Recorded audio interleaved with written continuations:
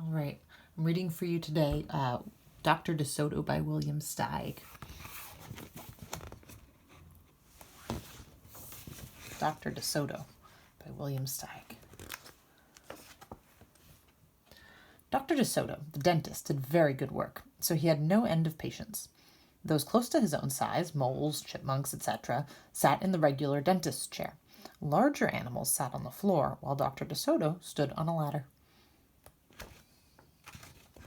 For extra large animals, he had a special room. There, Dr. DeSoto was hoisted up to the patient's mouth by his assistant, who also happened to be his wife. Dr. DeSoto was especially popular with the big animals. He was able to work inside their mouths, wearing rubbers to keep his feet dry, and his fingers were so delicate and his drills so dainty they could hardly feel any pain. Being a mouse, he refused to treat animals dangerous to mice, and it said so on his sign. Dr. DeSoto, dentist. Cats and other dangerous animals not accepted for treatment. When the doorbell rang, he and his wife would look out the window. They wouldn't admit even the most timid-looking cat. One day, when they looked out, they saw a well-dressed fox with a flannel bandage around his jaw. "I cannot treat you, sir," Dr. DeSoto shouted. "Sir, haven't you read my sign?"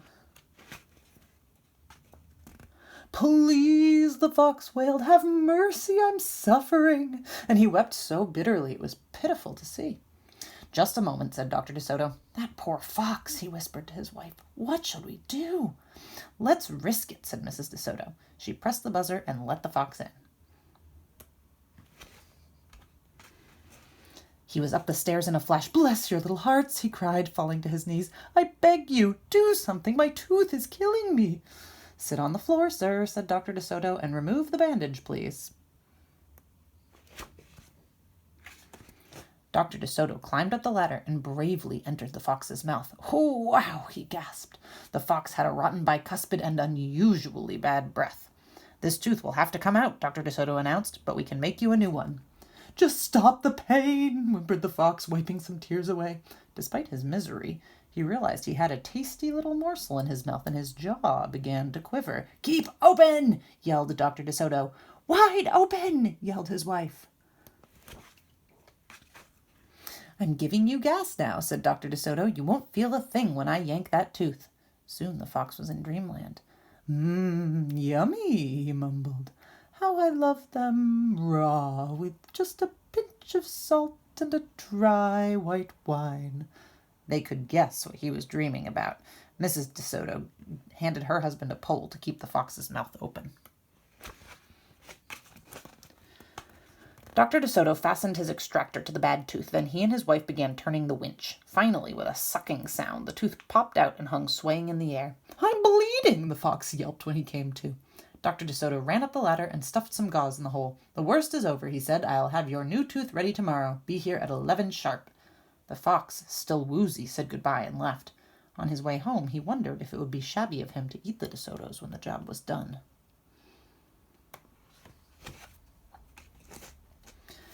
After office hours, Mrs. DeSoto molded a tooth of pure gold and polished it. "Raw with salt, indeed," muttered Dr. DeSoto. "How foolish to trust a fox."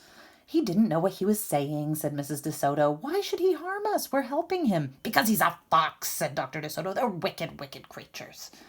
That night the DeSotos lay awake worrying. "Should we let him in tomorrow?" Mrs. DeSoto wondered. "Once I start a job," said the dentist firmly, "I finish it. My father was the same way." "But we must do something to protect ourselves," said his wife. They talked and talked until they formed a plan. "I think it will work," said Dr. DeSoto. A minute later he was snoring. The next morning, promptly at 11, a very cheerful fox turned up. He was feeling not a particle of pain. When Dr. DeSoto got into his mouth, he snapped it shut for a moment and then opened wide and laughed. "Just a joke," he chortled. "Be serious," said the dentist sharply. "We have work to do." His wife was lugging the heavy tooth up the ladder. "Ooh, I love it!" exclaimed the fox. "It's just beautiful." Dr. DeSoto set the gold tooth in its socket and hooked it up to the teeth on both sides. The fox caressed the new tooth with his tongue. "My, it feels good," he thought. "I really shouldn't eat them. On the other hand, how could I resist?" "We're not finished," said Dr. DeSoto, holding up a large jug. I have here a remarkable preparation developed only recently by my wife and me. With just one application, you can be rid of toothaches forever. How would you like to be the first one to receive this unique treatment?" "I certainly would," the fox declared. "I'd be honored." He hated any kind of personal pain. "You will never have to see us again," said Dr. DeSoto. "No one will see you again," said the fox to himself. He had definitely made up his mind to eat them with the help of his brand new tooth. Dr. DeSoto stepped into the fox's mouth with a bucket of secret formula and proceeded to paint each tooth.